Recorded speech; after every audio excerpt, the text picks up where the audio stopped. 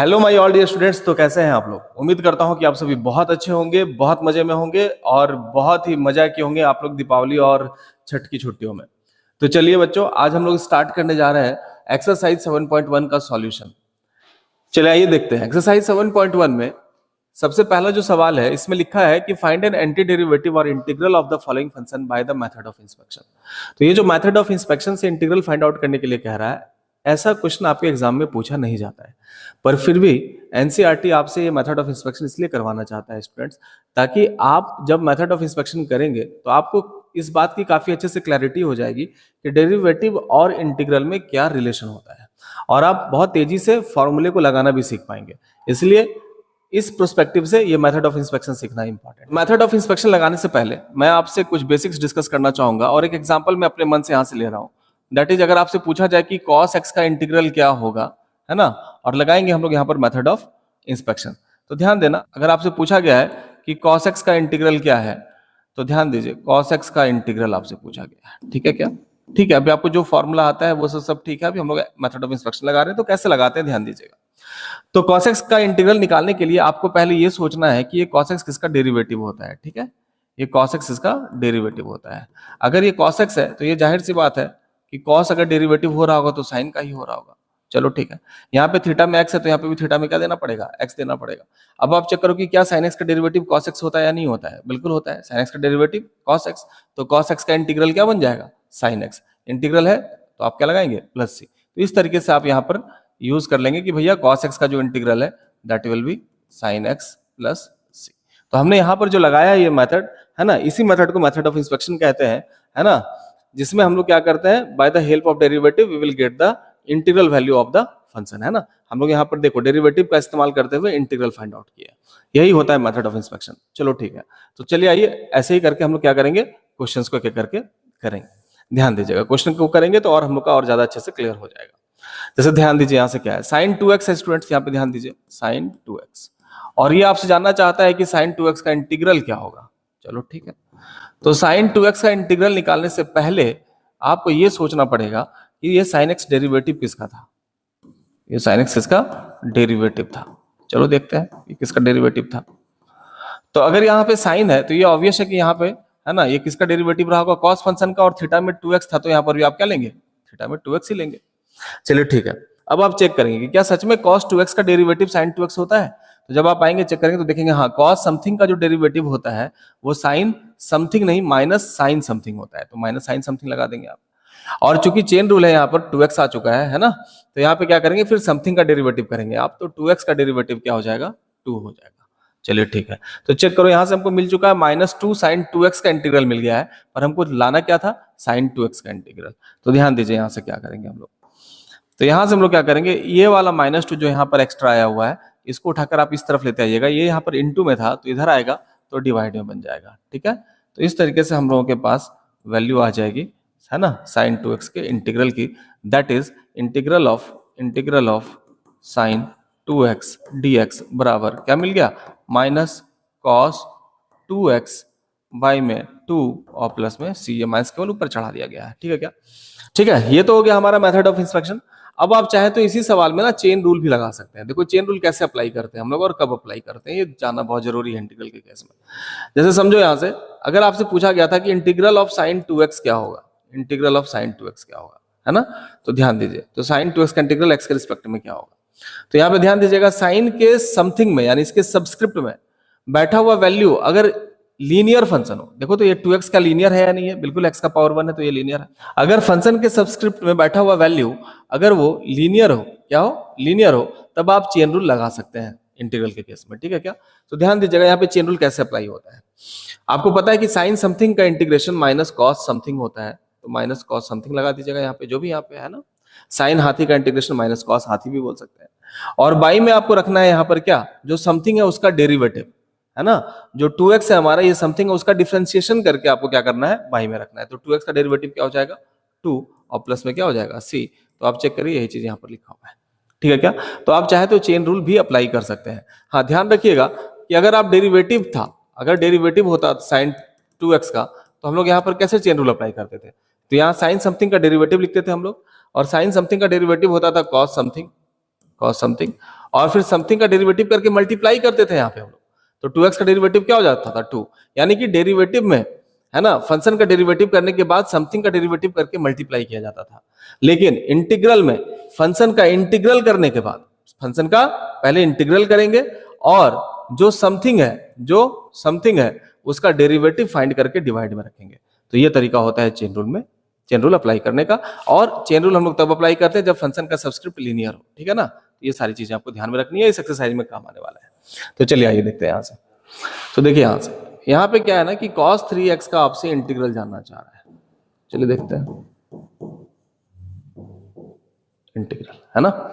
तो ध्यान दीजिए, तो cos 3x का इंटीग्रल निकालने से पहले स्टूडेंट्स आपको पहले ये सोचना होगा कि ये किसका डेरिवेटिव होता है ना, ये किसका डेरिवेटिव होता है।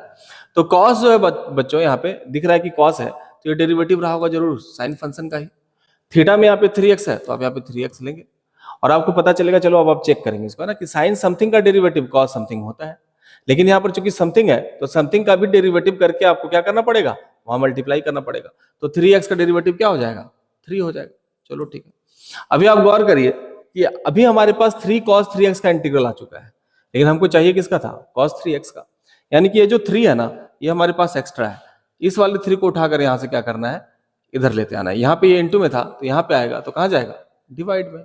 चलिए ठीक है, तो यहाँ पे ऐसा कुछ ऐसा हो गया और प्लस में क्या दे देना है, सी दे देना है। तो इस तरीके से आपके पास cos 3x का इंटीग्रल आ चुका है sin 3x/3 प्लस में सी। अब आइए इसी सवाल को ना हम लोग चेन रूल से करके दिखाते हैं आपको। जैसे कि मान लो cos 3x है और dx है, उसका देखो इंटीग्रल क्या होगा। तो cos समथिंग का इंटीग्रल sin समथिंग होता है, ये आपको पता है। cos समथिंग का इंटीग्रल sin समथिंग। और चूंकि यहाँ पे देखो फंक्शन के बाद ये जो वैल्यू है ये हमारा लीनियर है ना। जो cos के सबस्क्रिप्ट में बैठा हुआ फंक्शन जो है हमारा, ये लीनियर फंक्शन है, 3x है ना, x का पावर 1 है। तो ध्यान दीजिएगा, अगर ये लीनियर है तो आप चेन रूल लगा सकते हैं। तो cos समथिंग का इंटीग्रल हो गया sin समथिंग और बाई में समथिंग का डेरिवेटिव करते हैं, तो 3x का डेरिवेटिव 3 और प्लस में c, और चेक करो इसका आंसर आ गया, है ना। तो यहाँ पे लगा दिए हैं चेन रूल, यहाँ लगा दिए हम लोग मेथड ऑफ इंस्पेक्शन। तो ये है मेथड ऑफ इंस्पेक्शन, है ना। और ऐसे भी आप कर सकते हैं इसको यूजिंग चेन रूल। चलिए आगे बढ़ते हैं, ध्यान दीजिए। अगला सवाल स्टूडेंट e⁻²x है ना। तो ध्यान दीजिए, आपसे पूछ रहा है कि e⁻²x का इंटीग्रल क्या होगा, इसका इंटीग्रल क्या होगा। चलो देखते हैं। तो इसका इंटीग्रल निकालने से पहले आपको ये सोचना पड़ेगा कि ये किसका डेरिवेटिव होगा, ठीक है ना, किसका डेरिवेटिव रहा होगा। चलिए, और आपको पता है कि e⁻ समथिंग का डेरिवेटिव e⁻ समथिंग ही होता है। e⁻²x है तो यहाँ पे क्या रहेगा, e⁻2x रहेगा। चलो ठीक है, अब थोड़ा चेक करते हैं हम। e⁻ समथिंग का डेरिवेटिव e⁻ समथिंग सही है, लेकिन समथिंग का डेरिवेटिव करके भी तो इसमें मल्टीप्लाई करना पड़ेगा यूजिंग चेन रूल। तो 2x का डेरिवेटिव क्या होता है, 2 होता है, जो कि यहाँ पे आना चाहता है। चलो ठीक है, अभी आप गौर करिएगा, ये जो 2 है ना, यहाँ पर एक्स्ट्रा है क्योंकि हमको e⁻2x का इंटीग्रल चाहिए था और हमारे पास 2e⁻2x का आ चुका है, ठीक है। तो आपको यहाँ से क्या करना है, ये वाला जो 2 है ना, इस वाले 2 को उठाकर यहाँ लेते आना है स्टूडेंट्स, और यहाँ पर लाने के बाद वहां पे इनटू में था तो यहाँ पे आकर डिवाइड में बन गया और प्लस में हो गया c। तो ये इसका हो गया आंसर, e⁻2x का इंटीग्रल ये हो चुका है। आइए इसको चेन रूल से करते हैं। तो e⁻2x का इंटीग्रल क्या हो जाएगा, ध्यान दीजिएगा। तो e⁻ समथिंग का इंटीग्रल e⁻ समथिंग होता है और बाई में समथिंग का डेरिवेटिव 2 हो जाएगा और प्लस में क्या हो जाएगा, c, है ना। चेन रूल इसलिए लगा पाए क्योंकि e⁻ समथिंग में, इसके सबस्क्रिप्ट में या इसके समथिंग में जो बैठा हुआ वैल्यू है वो एक लीनियर फंक्शन है, x का पावर 1 है। लीनियर फंक्शन आप जानते हैं किसको कहते हैं, जिसमें वेरिएबल का पावर 1 होना चाहिए। तो यहाँ पे चेक करो 2x x का पावर 1 है ना, इसलिए आप चेन रूल अप्लाई कर पा रहे हैं। क्वेश्चन नंबर 4, इसमें कह रहा है कि ax + b का होल स्क्वायर का इंटीग्रल फाइंड आउट करके बताइए आप। तो बोले चलो ठीक है बताते हैं, इसका इंटीग्रल बताना है। अब इसका इंटीग्रल बताने से पहले आपको ये देखना होगा कि ये किसका डेरिवेटिव है ना। ये ax + b का होल स्क्वायर किसका डेरिवेटिव हो सकता है, तो ये किसका डेरिवेटिव है हमको ये पता करना है। तो ध्यान दीजिएगा, अगर आपसे पूछा जाए कि देखो तो d/dx ऑफ x क्यूब क्या होगा, या x क्यूब क्या होगा, हाँ चलो ठीक है, तो आप कहेंगे सर इसका डिफरेंशिएशन 3x² होता है। कहने का मतलब क्या है कि डिफरेंशिएशन होने के बाद ये वाला पावर 1 कम हो जाता है, यानी कि यहाँ पर डिफरेंशिएशन होने के बाद यहाँ पर पावर अगर 2 है तो जिसका हम डेरिवेटिव कर रहे होंगे वहां पे पावर 3 रहा होगा। अब देखो यहाँ पर समथिंग कौन है हमारे पास, ax + b है। चलो ठीक है, तो ax + b का पावर आपको क्या ले लेना है, 3 ले लेना है। तो ax + b का होल क्यूब का डेरिवेटिव अगर आप चेक करेंगे यहाँ से तो आपको समझ में आएगा कि भैया समथिंग का पावर n का डेरिवेटिव n इंटू समथिंग का power n-1, n into something का पावर n-1, तो 3 में से एक जगह क्या हो जाएगा 2। अब आपको क्या करना है, समथिंग का भी डेरिवेटिव करके वहां पे मल्टीप्लाई में रखना है। तो अब आप ध्यान दीजिए, ax प्लस b का जो डेरिवेटिव हो जाएगा, ax का डेरिवेटिव a होगा और प्लस b का डेरिवेटिव क्या हो जाएगा 0, यानी कि क्या हो जाएगा a, यानी कि समथिंग का डेरिवेटिव हो गया है a, जो कि यहाँ पर क्या रहेगा, मल्टीप्लाई फॉर्म में रहेगा। चलो ठीक है, अभी ध्यान दीजिए, हमको चाहिए था ax प्लस b का होल स्क्वायर का इंटीग्रल, और आगे हमारे पास 3a into ax plus b का स्क्वायर का इंटीग्रल। तो हमको क्या करना है, यहाँ से जो हमारे पास एक्स्ट्रा आया हुआ वैल्यू है इसको उठाकर इधर लेते आना, यहाँ पे ये मल्टीप्लाई में था, इधर आ जाएगा तो डिवाइड में हो जाएगा। तो चलिए देखिए यहाँ से, और ये हो जाएगा प्लस में c, तो ये हो गया इसका आंसर। तो आप निकाल लिए हैं इसका इंटीग्रल, यही है मेथड ऑफ इंस्पेक्शन। इसमें आप चेन रूल भी अप्लाई कर सकते हैं, ध्यान दीजिएगा कैसे चेन रूल लग जाएगा। अगर आपके पास है ax प्लस b का होल स्क्वायर का dx, तो यहाँ पे देखिए समथिंग का पावर n का इंटीग्रल पूछ रहा है, जो समथिंग में बैठा हुआ वैल्यू है, यानी इस ब्रैकेट के अंदर जो वैल्यू बैठा है वो एक लीनियर फंक्शन है, क्योंकि x का पावर 1 है। तो ध्यान दीजिए यहाँ पे हम लोग क्या कर सकते हैं, चेन रूल लगा सकते हैं। आइए चेन रूल लगाते हैं। तो समथिंग का पावर n है, तो यहाँ पे क्या लिखेंगे आप, तो समथिंग का पावर n का इंटीग्रल होता है समथिंग का पावर n+1 बटे में n+1, है ना। तो ax प्लस b का पावर आप लिखेंगे n+1, यानी कि 2 और 1 3, और बटे में क्या हो जाएगा 3, ठीक है ना, क्योंकि आपको पता है कि x to the power n का integral x to the power n+1 बटे में n+1 है ना, जो पावर ऊपर वही पावर नीचे। अब ये तो हो गया। अब ध्यान दीजिएगा यहाँ से, ये तो हुआ अब इंटीग्रल। अभी हमको क्या करना है, समथिंग का डेरिवेटिव करके बटे में रखना है ना, उसके नीचे रखना है। तो ax प्लस b का डेरिवेटिव क्या हो जाएगा, ax का डेरिवेटिव हो जाएगा a और प्लस b का डेरिवेटिव हो जाएगा 0। तो यहाँ पर ध्यान दीजिए, क्या सेम आया कि नहीं आया, बिल्कुल आया, और जो कि इंडिफिनिट इंटीग्रल है तो प्लस c आपको लगाना है। चलिए ये हो गया। चलिए आते हैं अगले क्वेश्चन पे, क्वेश्चन नंबर 5। क्वेश्चन नंबर 5 कह रहा है sin 2x minus 4e to the power 3x। ध्यान दीजिए, तो यहाँ पे सवाल है हमारे पास sin 2x minus 4 into e to the power 3x का पूछा जा रहा है आपसे कि इसका इंटीग्रल क्या होगा, ठीक है ना। तो चलो इसका इंटीग्रल चेक करते हैं क्या होगा। अब इसका इंटीग्रल निकालने से पहले स्टूडेंट्स आपको सोचना है कि ये किसका डेरिवेटिव हो सकता है ना, ये किसका डेरिवेटिव हो सकता है। चलिए देखते हैं। तो चूंकि यहाँ पे साइन फंक्शन है तो ऑब्वियस है कि ये कॉस वाले का ही डेरिवेटिव होगा। थीटा में 2x था तो आप 2x लगाएंगे, है ना, और यहाँ पे माइनस था तो माइनस का साइन दे दीजिएगा। 4 कांस्टेंट है, चलो इसको भी रख लो यहाँ पे। और देखो e to the power something जो होता है वो e to the power something का ही डेरिवेटिव होता है, इसलिए यहाँ पे e टू द पावर आप 3x लगाएंगे। अब आप चेक करेंगे कि क्या सच में इसका डेरिवेटिव इतना ही होता है।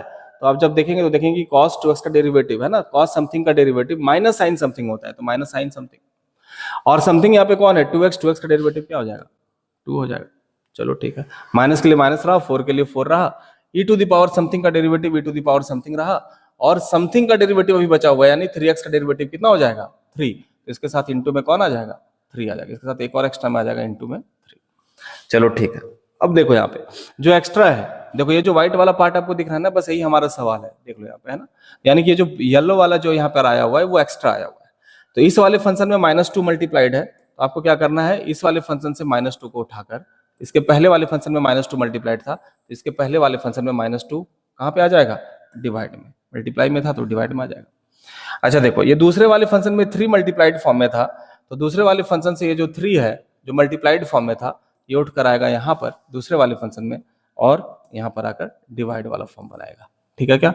और इस तरीके से आप चेक कर लीजिए, आपके पास जो रिक्वायर्ड इंटीग्रल था वो निकल चुका है, बस केवल आपको प्लस में क्या रख लेना है c, और इस तरीके से आपके पास आंसर आ चुका है।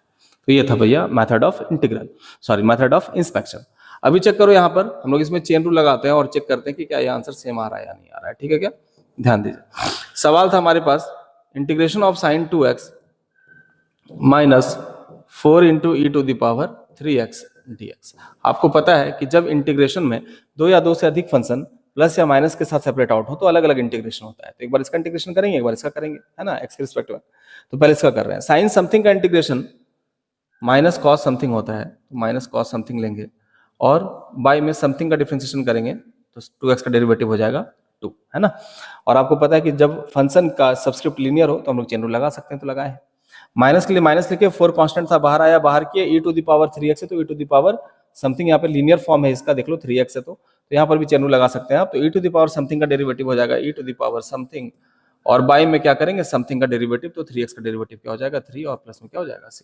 आप चेक करिए सेम आंसर आ रहा है कि नहीं आ रहा है, बिल्कुल सेम आंसर है, ठीक है क्या। तो यहाँ पर हमने चेन रूल लगाया और यहाँ पे आपको हमने मेथड ऑफ इंस्पेक्शन बताया है। तो चलिए इस तरीके से हम लोगों ने question number 1 to 5 using method of inspection हमने कंप्लीट कर लिया।